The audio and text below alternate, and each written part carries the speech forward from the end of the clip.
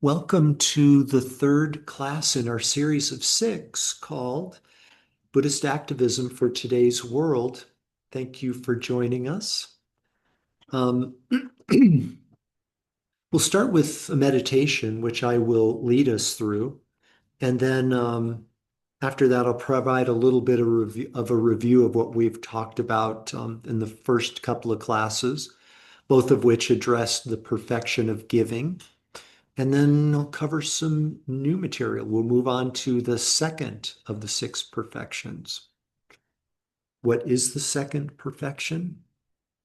We'll just have to wait to hear until after the meditation. So let's go ahead and settle in. If that is, as long as we're confident that our cell phones are silenced and good to go. Yeah. Why don't we go ahead and settle into a comfortable meditation posture?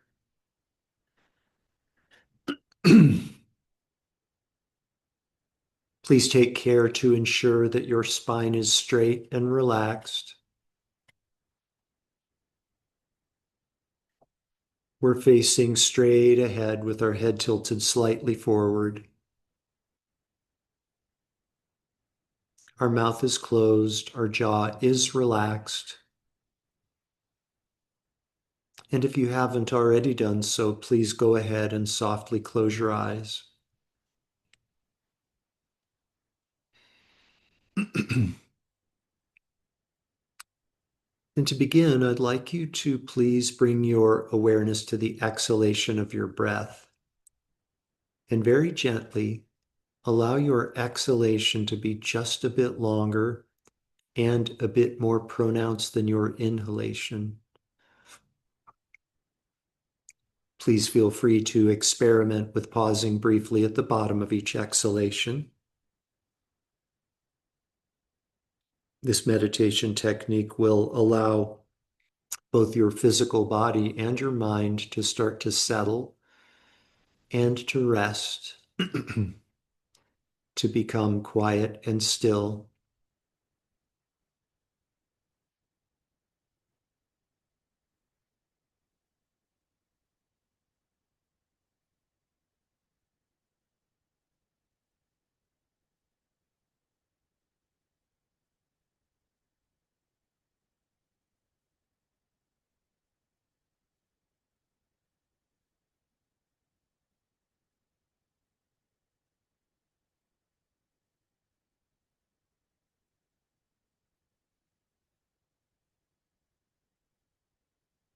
Now is not the time to reflect on events that have occurred in the past.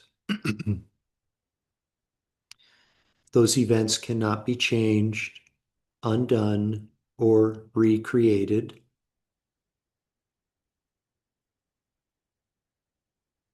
Nor is this the time to speculate about events that may or may not occur in the future. The future is unknown to us at this time. Now is the time to be fully present here in this moment. Now is the time to give yourself full permission to enjoy engaging in a practice that's going to bring you a peaceful state of mind and at the same time create the causes for you to experience a peaceful world.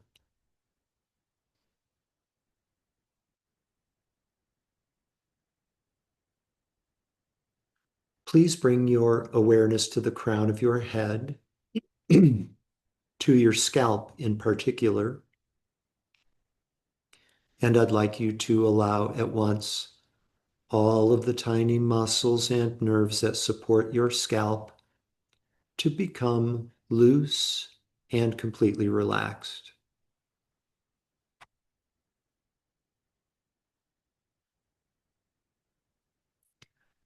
Please allow the tiny muscles and nerves across your forehead,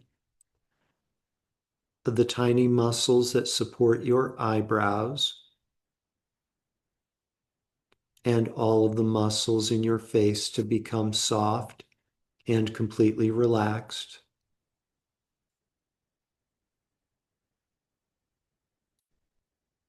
Your facial muscles become so soft and relaxed that it might feel as though the pores of your skin are opening up now.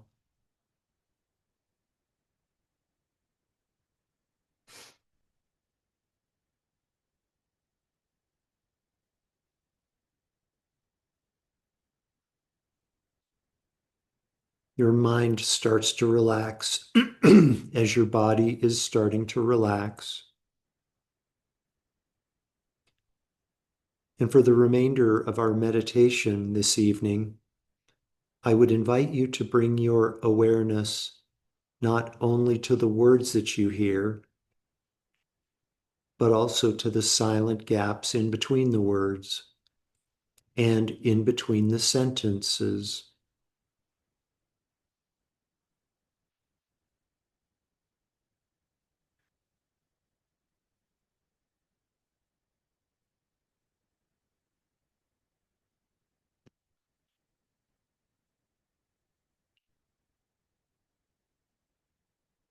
Please allow the tiny muscles that support your jaw to become soft and relaxed. Just allow any tension that you might be carrying in your jaw to dissipate, to drain away completely, to release, to dissolve into empty space, to dissolve into space like emptiness.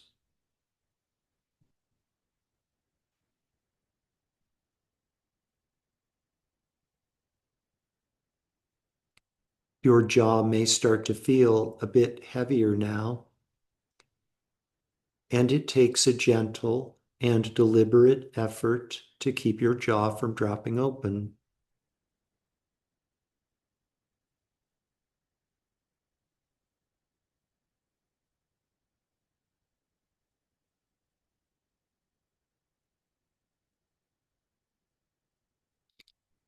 Please allow the muscles in your neck and your throat to become soft and relaxed,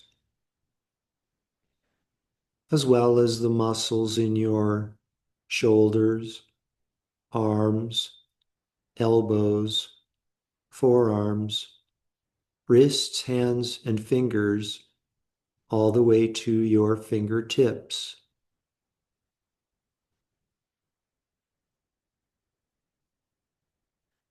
And your hands now might feel a bit warmer and heavier as they rest in your lap.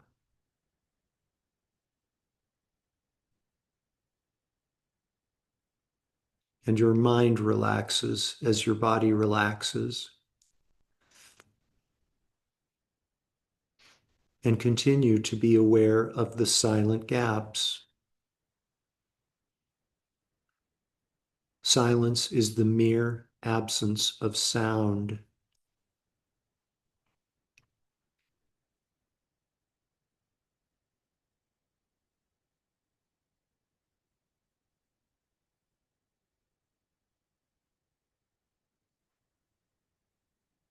The muscles in your chest become soft and relaxed, and your lungs are now able to perform perfectly and without effort their natural function of breathing.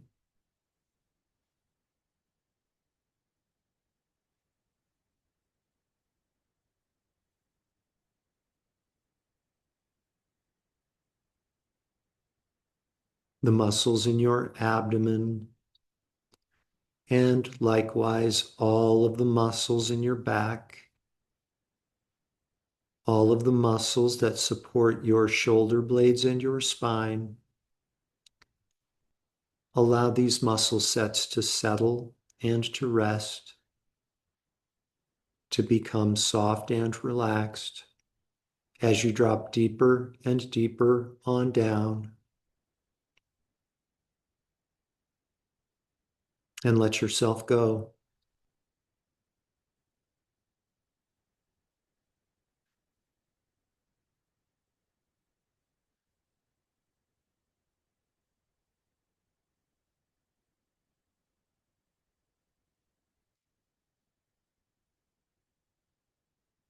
The muscles in your hips and your pelvic area become soft and relaxed, as well as the muscles in your legs, knees, calves, ankles, feet, and toes.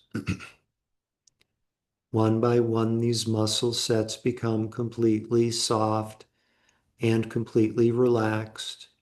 The soles of your feet, even the muscles and nerves in the soles of your feet, even the tiny muscles and nerves at the tips of your toes, even your bodily fluids, even the marrow in your bones, even the cells that comprise the marrow in your bones, even the spaces in between the cells that comprise the marrow in your bones are all resting and relaxed. You're like a mountain with consciousness now, balanced, grounded, stable, with ancient wisdom awareness.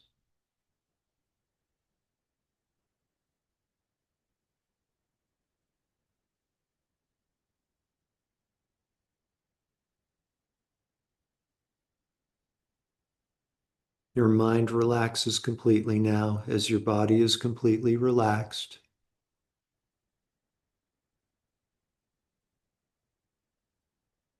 And let yourself go.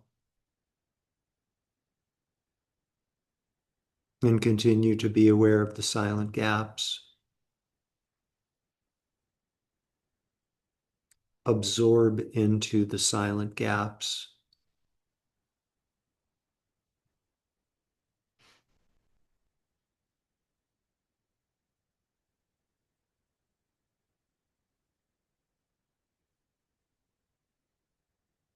I'd like you to please bring to mind someone in your life, someone with whom you are close who is experiencing emotional suffering, physical suffering, or both.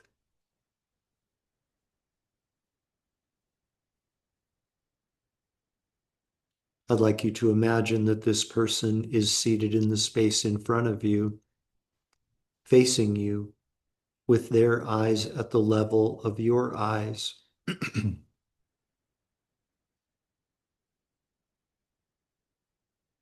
Compassion is a loving wish to free another from their suffering,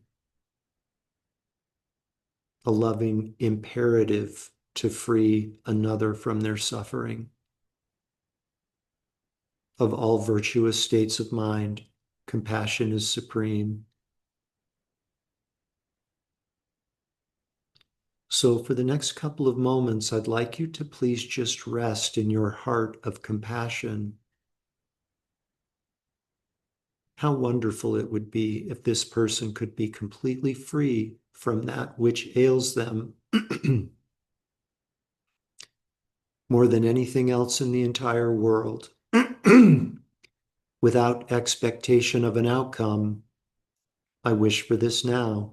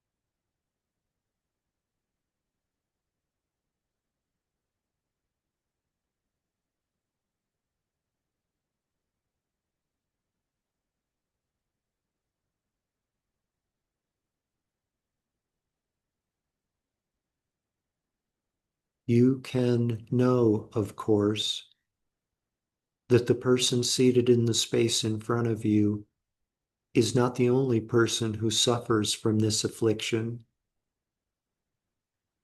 Indeed, millions of people suffer from this affliction.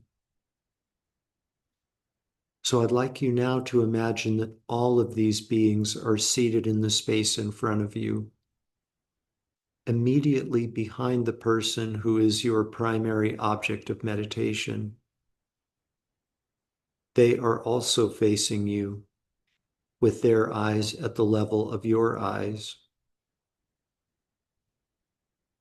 And I'd like you now to please expand your heart of compassion to include all of these beings. How wonderful it would be if all beings without exception could be free of this affliction. More than anything else in the entire world, I wish for this now.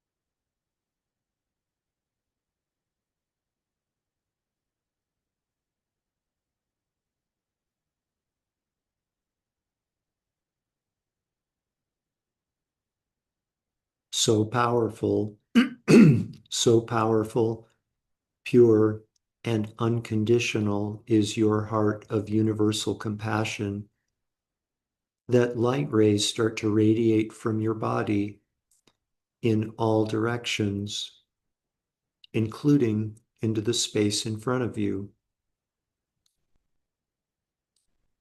This light touches the person who is your primary object of meditation and envelops them completely.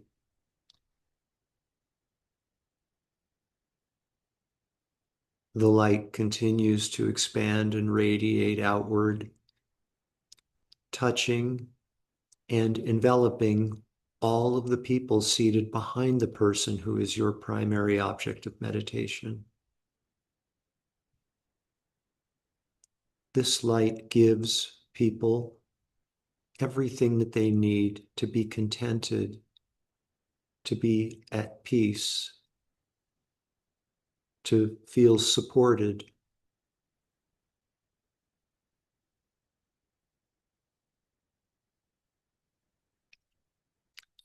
And as a result of your compassionate giving, there's a marked change of the appearance in the people in the space in front of you. Their color is better. There's a look of deep, deep relief, as though the weight of the world has been lifted from their shoulders. They are contented. They are at peace. They are completely free.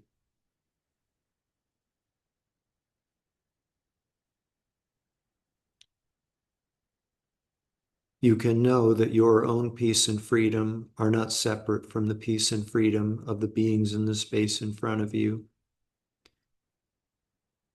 So for the last moment or two of our meditation, I'd like you to please just rest and share in the peace and freedom with the people seated in the space in front of you.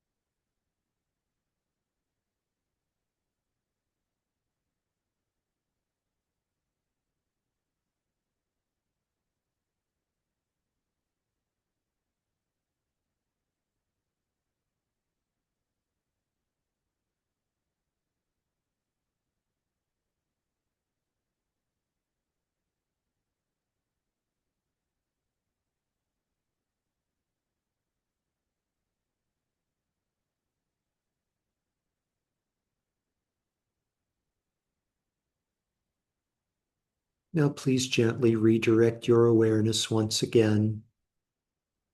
Become aware again of your physical body and allow your breathing to become less shallow.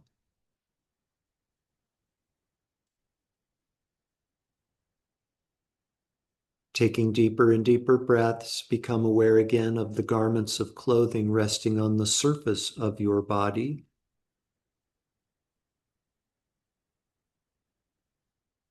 Become aware again of your surroundings inside the room that you are occupying. Deeper and deeper breaths, becoming aware again of the world that exists outside of the room that you are occupying.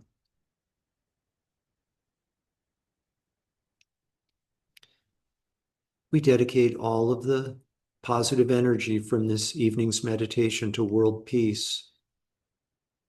May all beings without exception be completely free from all forms of emotional and physical suffering. May all beings without exception be happy, peaceful, contented, and free.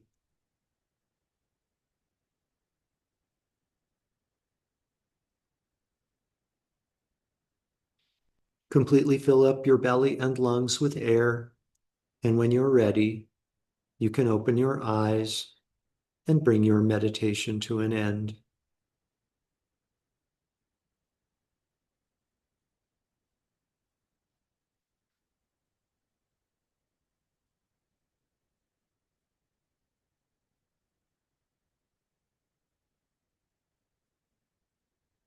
Thank you very much. Welcome back.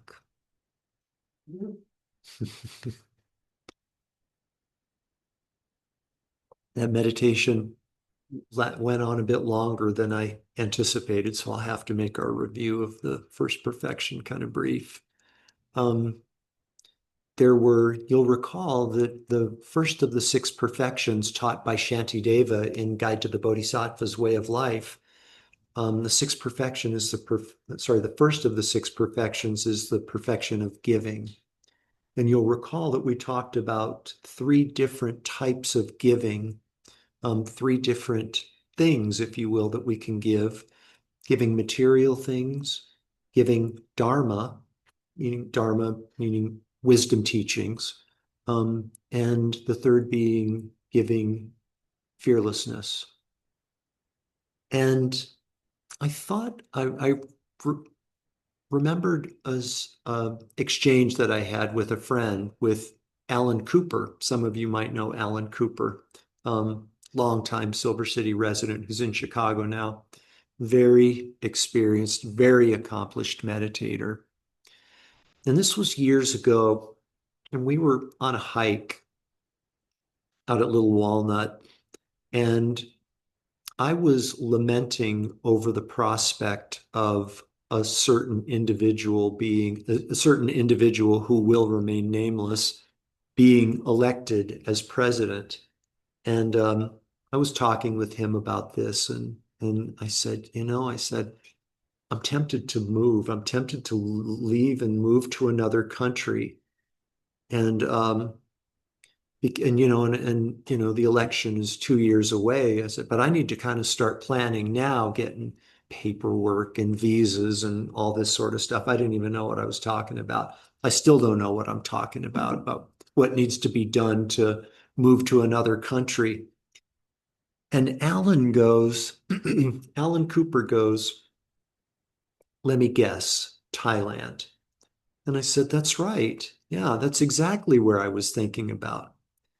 And he said, yeah, he said, if you don't mind my saying, you know, it doesn't sound like the actions of a bodhisattva, is it when the going gets tough, the tough move to Thailand, he said that doesn't sound in keeping with one's bodhisattva's principles. And he was absolutely right, and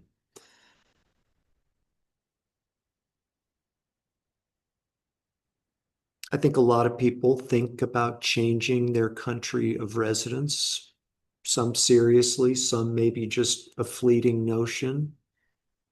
And I think it's understandable. It's understandable in certain times to have that impulse.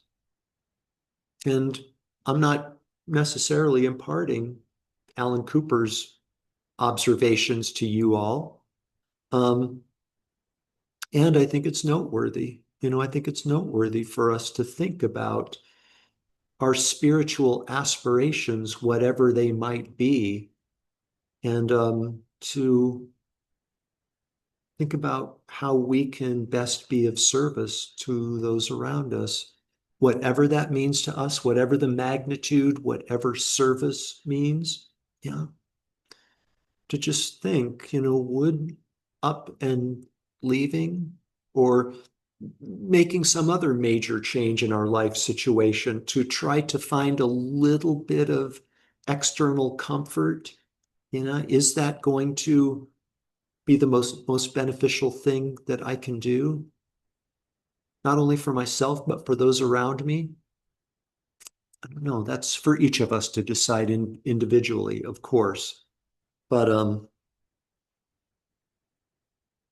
yeah, I thought that was a worthwhile story to tell within the context of the perfection of giving fearlessness, in my case. Yeah, practice the perfection of fearlessness. I'm out of here to Thailand. It's like doesn't seem particularly fearless, and I'm just talking about myself, right? The mirror is directed squarely on me. So the second of the six perfections, and you'll remember when I talked about the six perfections, my sort of subjective take on this is the perfections are presented in order of, this is just me talking, right? This isn't stated as such in the sutras, are presented in order of their accessibility, kind of how easy it is for most folks to carry out. Like the degree of difficulty increases from 1 to 2 to 3. So giving is the first one that's presented, and the second one is the perfection of moral discipline. The perfection of moral discipline, being disciplined in what we say and what we do and what we think. Yeah. And they're listed as being 10 non-virtuous actions, 10 non-virtuous actions which are to be which we're try to refrain from engaging or try to abstain from altogether. Again, depending on where we are on the path. And some of these line up just absolutely perfectly for these times. Although Shantideva wrote Guide to the Bodhisattva's Way of Life in the 8th century, yeah, that some of these non-virtuous actions of body, speech, and mind to abandon, it's kind of spooky how much some of them line up, especially the non-virtuous actions of speech, which I'm going to save for the last.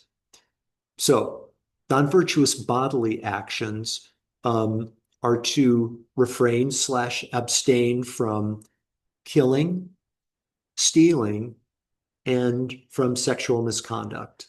Okay. So killing can be any sentient being, not just humans, but insects, and animals, anything. And it kind of invokes all sorts of questions. Yeah, but what about vegetarianism? What about my dietary needs? We we can sort that out for ourselves, and maybe we have another series on the non-virtuous actions of body, um, stealing, killing, sexual misconduct. What is sexual misconduct? We might be wondering. What constitutes sexual misconduct? Pretty straightforward and not too objectionable, I think. Four parts to it. Sexual misconduct is having sex with someone when you are not that person's partner, having sex with someone when, sorry. having sex with someone who's in a committed relationship and that person isn't your partner, having sex with someone when you're in a committed relationship and that person is not your partner, having sex with someone against their will, and having sex with someone who's not of age. Nothing too objectionable about that, I don't think, in my opinion. So those are the three non-virtuous actions of body. The three of mind are covetousness, abandoning covetousness, like coveting what somebody else has. Maybe their significant other, maybe their wealth, maybe I don't know, covetousness. Um, the other one is malice, trying to abstain from having malicious thoughts. Yeah, malicious thoughts, malicious intentions.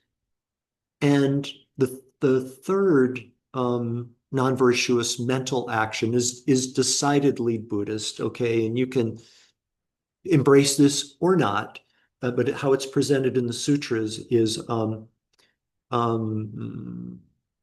holding wrong views, like denying the laws of karma, or denying the potential for any being to attain enlightenment, kind of. And you can, a Christian could sort of insert wrong view into that non-virtuous action of mind and still hold water. It's just this isn't, this isn't about dogma, and it's not about anything. My mission in life is to try to make this as accessible to everyone as I possibly can. And I think the merits of these teachings are kind of universally applicable and important, meaningful. Okay, there are 4 non-virtuous forms of speech. Isn't that interesting and appropriate when I think that most of the karma that we create is through speech. I, I think we do things, I think this is my personal take again. I think a lot of our bodily actions are fairly neutral, eating, sleeping, you know, getting from point A to point B. All those can be transformed into the actions of a bodhisattva just by changing our intention, right? Driving a car, like one of my first teachers, Kelsang Dawa, used to say, you know, when change the object of our intention, change the beneficiary of our actions from ourself to others, and it's the action of a bodhisattva. Why am I careful when I drive my car? So I don't get in a wreck and injure myself. About why do I follow the rules of the road and be careful when I drive? So I don't get in a wreck and bring harm to others. You know, any action can be transformed into the actions of a bodhisattva. But I digress. The 4 non-virtuous actions of speech: lying, harmful speech, divisive speech, idle chatter.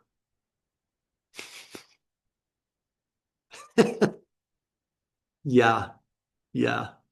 Those who follow the current events we've probably witnessed this. Lying, divisive speech, harmful speech, and idle chatter. And again, as with the very first class in this, when we were talking about the perfection of giving material things, I think in this day and age, with the media outlets that we have and the media that we're presented with, it's so easy for us to develop what my teacher again calls inappropriate attention, focusing on what those guys are saying, right? What the divisive speech of those guys or the harmful speech of those guys, rather than focusing on my own speech and whether it's harmful or divisive. I think for a lot of people in our Western society, again, this is just my perspective. I think the two really ones for us to focus on are divisive speech and idle chatter. You know, what is idle chatter? I brought a copy of Joyful Path of Good Fortune, a book that my teacher wrote that's kind of a unabridged presentation of Buddha's sutra teachings. And idle chatter, I'll just read you a little bit from it, from the definition of idle chatter.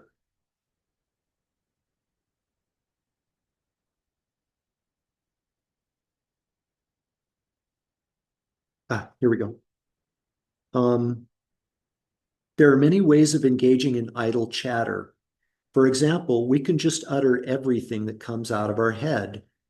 We can talk without purpose or without any sense of responsibility. Any talking that is mindless or of no real benefit is idle chatter. The action of idle chatter can also be nonverbal. For example, if we spend a lot of time reading frivolous books, full of romance and fantasy, or maybe web pages, certain web pages. This book was written before web pages were a thing. Yeah. Certain sports web pages, certain bike racing web pages. I, of course, am talking about myself now. These are also forms of idle chatter. Um, Although this action isn't by nature a severely non-virtuous action, if we indulge in it frequently, it will fill our life with trivialities and become a serious obstacle to our spiritual practice. So, how much of our idle chatter, I mean, ask this of ourselves individually, how much of our idle chatter is spent talking about politics? Don't answer that. I'm not asking for anybody to answer, but it is kind of America's favorite pastime, I think, talking about the weather and talking about politics. And I don't know, I think it's a slippery slope. It's pretty easy for me to go down the path of, talking about politics and polls and, there's so many layers of politics that really don't have much meaning, I think. Might be a form of, might be a form of idle chatter. And by the way, talking about weather, I don't think necessarily has to be idle chatter. Talking about politics doesn't have to be either, you know? Um,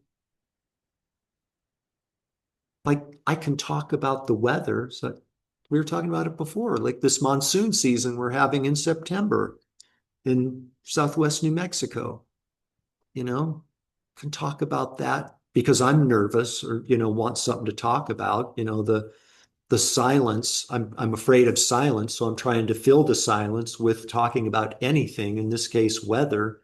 The first thing that comes out of my head, as Geshe Kelsang talks about in the book, or I could be talking about it to try to put others at ease, right?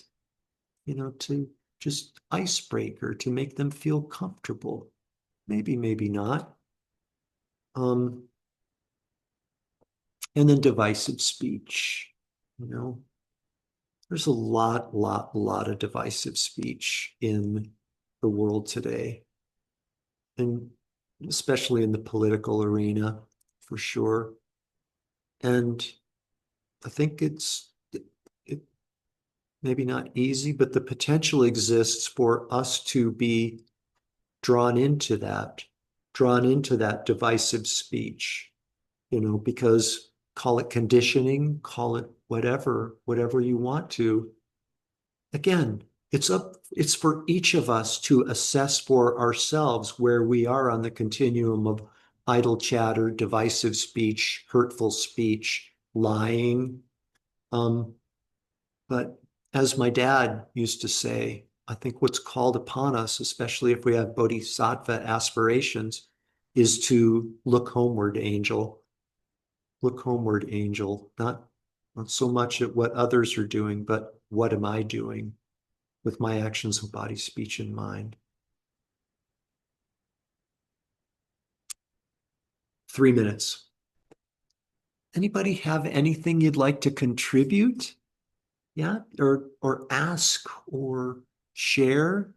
You guys zooming in, feel free to unmute yourself and share away, or you guys in person.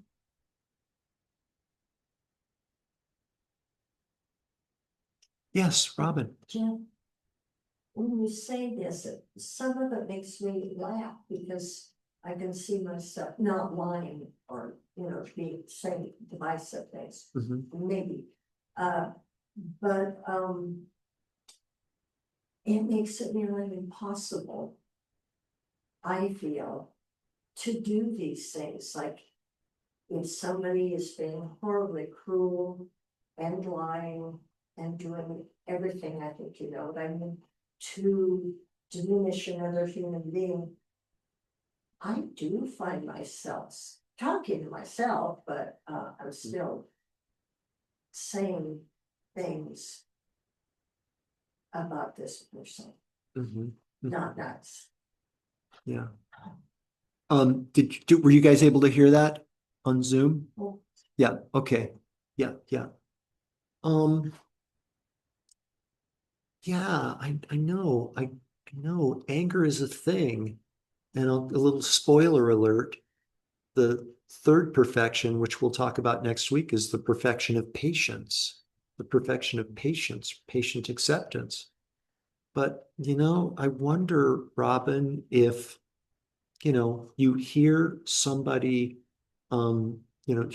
belittling or really saying cruel things about somebody else, and like this energy, it invokes this energy within us. And I wonder if that's like a loving wish to protect from you, or maybe compassion coming forth. So it's not.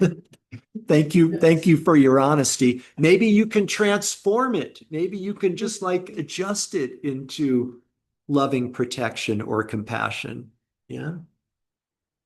But I hear you, and a lot of us have spent a lot of years developing not the best mental habits in the world. Something happens that we don't like, boom, anger is, just immediately manifest like electricity. It's so fast. We're not going to turn that cargo ship on a dime. It might take a while, but it starts with an intention to do it differently, to take a different approach, and training our mind really, so that it is when we do see an injustice like you just described, like so hard to take, so hard to watch, eventually, eventually, maybe we can get to a place where it's compassion that arises, not just for the person who's being harmed, but the person doing the harming as well. It's 6:15, but I'll tell you, I'll just share with you something we talked about in this morning's class, Friday morning Dharma. I One of my bicycles was stolen a couple nights ago, and we talked about different ways that we can apply Dharma to have a more constructive view of what went down, rather than, I'm so angry at whoever did this, they should pay, you know. And one of the ideas we had was to have compassion for the person who stole my bike because of the karmic consequences that they created for themselves. Yeah. Or maybe just the desperate state they had to have been in to steal something like that, to engage in that act of stealing. So maybe over time we can massage our mind and massage our responses so that they are not anger, compassion, or the wish to protect out of love is our spontaneous default rather than anger must get revenge, you know? So 617. Thank you, Robin. Thank you for being brave and asking that. Yeah. Okay, you guys, thank you for being here. Have a great weekend and see you a week from tonight. I hope. Bye, everybody. You're most welcome. Thanks, Jeff. Bye. Bye bye, everybody.